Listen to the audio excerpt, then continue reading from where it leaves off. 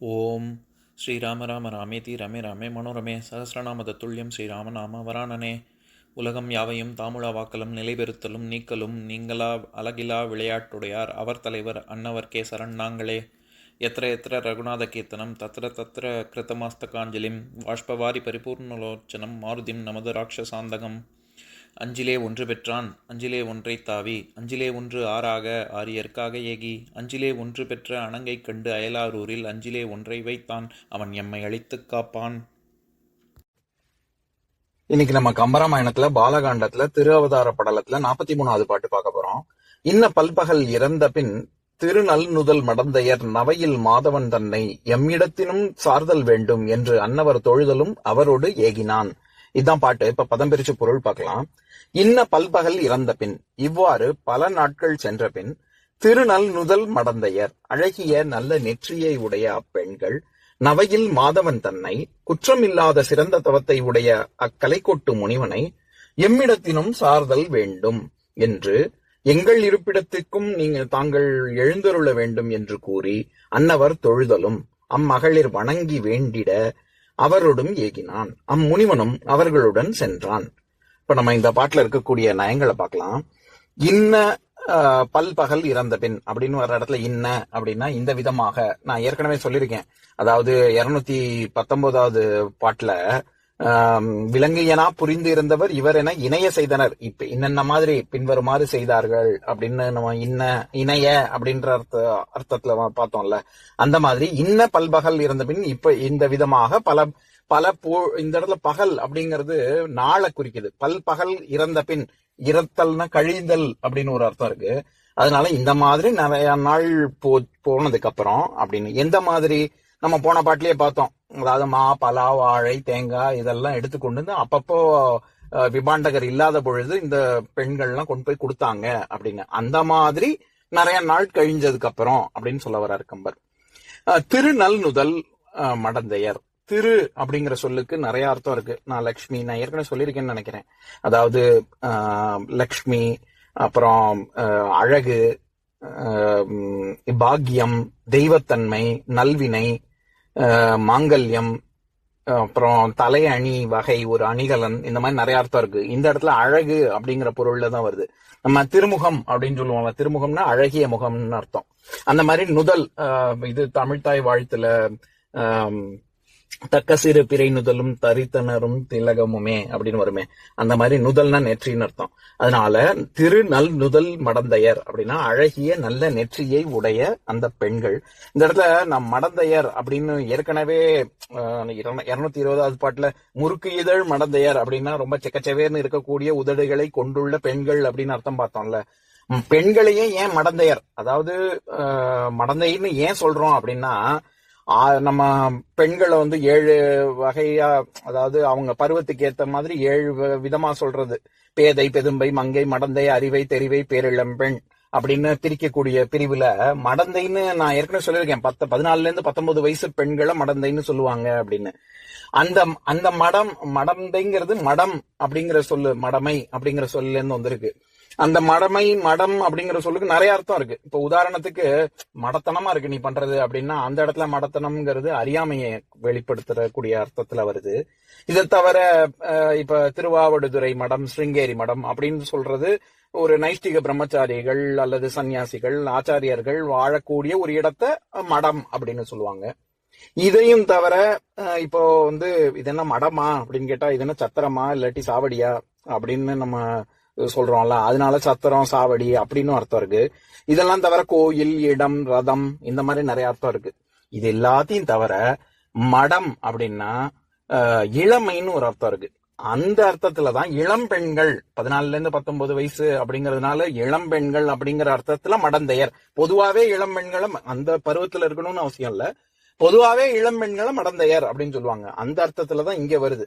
இப்ப இந்த பாட்டிலையும் மடந்தையர் அப்படிங்கிற சொல்லுக்கு இளம் பெண்கள் அப்படின்னு தான் அர்த்தம்.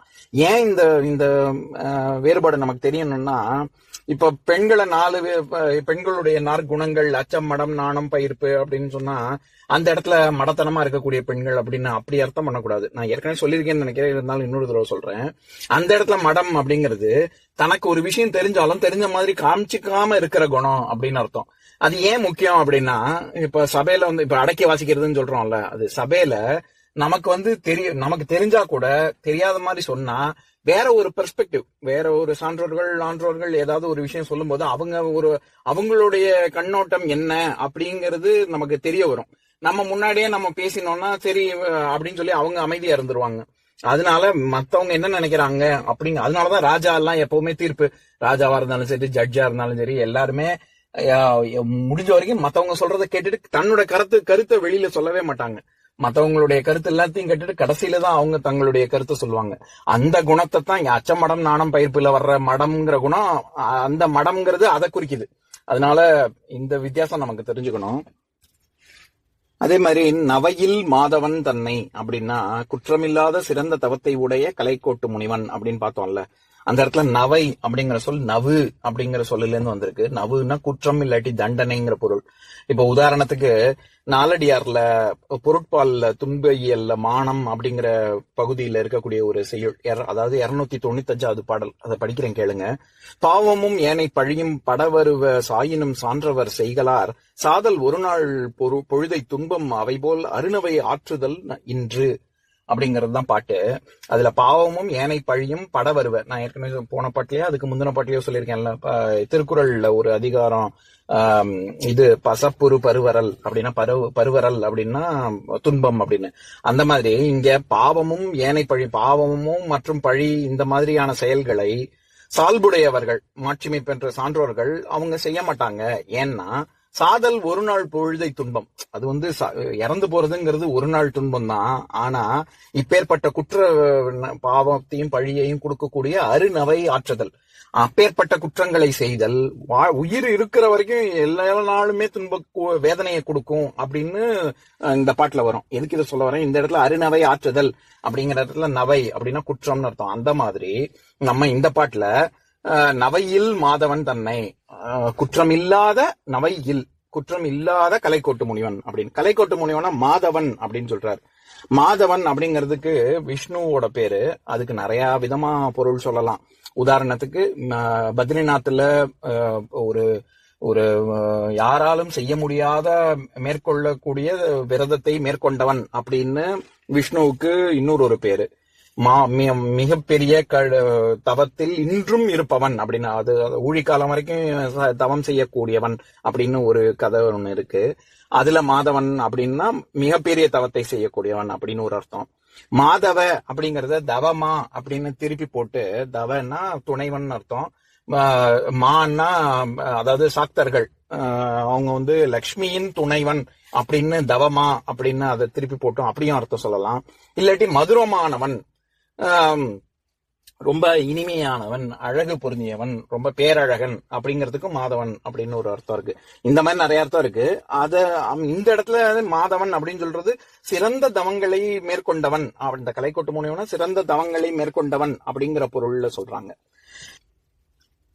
அதே மாதிரி அவரோடும் ஏகினான் அப்படின்னா அவர்களுடன் அந்த முனிவர்களுடன் அந்த பெண்களுடன் அந்த முனிவன் சென்றான் அப்படின்ற அர்த்தம். ஏகுதல் அப்படின்னா செல்லுதல்னு ஒரு அர்த்தம் இருக்கு. அதனாலதான் 216வது பாட்டுல நம்ம மாதர் எழுந்து யாம் ஏகி அருந்தவனை கொணர்தும் என வணக்கம் செய்தார் அப்படி சொன்னாங்க, சொல்லிட்டு அவங்க சென்றார்கள் அப்படின்னு பார்த்தோம்ல. அந்த மாதிரி இந்த இடத்துல ஏகினான் அப்படின்னா இந்த முனிவர் அவர்கள் பின்னாடி இவர் இந்த கலைக்கோட்டு முனிவன் சென்றார் அப்படின்னு சொல்றார். இந்த பாட்டு மூலமா கம்பர் சொல்ல வர்ற கருத்து என்னன்னா, பல நாள் அவங்க பழங்கள் தேங்காய் இதெல்லாம் கொண்டு வந்து கொடுத்து அவர்கள் பழகினார்கள். ஒரு அவர் இல்லாத, எப்பவுமே விபாண்டகர் இல்லாத சமயமா பார்த்துதான் அவர்கள் இந்த மாதிரி விஷயங்கள் அடிக்கடி வந்து பழம் கொடுக்கறது இதெல்லாம் பண்ணினாங்க. ஒரு நாள் நீங்களும் எங்களோட இடத்துக்கு வரணும் அப்படின்னு அவங்க கேட்டுக்கொண்டதற்கு இணங்க இந்த கலைக்கோட்டு முனிவன் அவர்களுடன் சென்றான் அப்படிங்கிறது தான் கருத்து. இப்ப நான் பாட்டை இன்னொரு தடவை படிக்கிறேன் கேளுங்க. இன்ன பல்பகல் இறந்த பின் திருநல் நுதல் மடந்தையர் நவையில் மாதவன் தன்னை எம்மிடத்தினும் சார்தல் வேண்டும் என்று அன்னவர் தொழுதலும் அவரோடு ஏகினான். இன்னொரு நாள் இன்னொரு பாட்டு பார்க்கலாம். ஓம் சாந்தாகாரம் புஜகசயனம் பத்மநாபம் சுரேஷம் விஸ்வாதாரம் ககனசத்ரசம் மேகவர்ணம் சுபாங்கம் லக்ஷ்மீகாந்தம் கமலநயனம் யோகி ஹிருத்யானகம்யம் வந்தே விஷ்ணும் பவபயஹரம் சர்வலோகைகநாதம். உம்பரோடு இம்பர்காரும் உலகம் ஓர் ஏழும் ஏழும் எம்பெருமான் என்று ஏத்தி இறைஞ்சி நின்று ஏவல் செய்ய தம்பியரோனும் தானும் தருமமும் தரணி காத்தான் அம்பரத்து அனந்தர் நீங்கி அயோத்தியில் வந்த வள்ளல். ஓம் பூர்ணமதః பூர்ணமிதம் பூர்ணாத் பூர்ணமுதஸ்யதே பூர்ணஸ்ய பூர்ணமாதாய பூர்ணமேவாவசிஷ்யதே. ஓம் சாந்தி சாந்தி சாந்திஹி. ஓம் சர்வேஷாம் ஸ்வஸ்திர்பவது சர்வேஷாம் சாந்திர்பவது சர்வேஷாம் பூர்ணம் பவது சர்வேஷாம் மங்களம் பவது. ஓம் சாந்தி சாந்தி சாந்திஹி.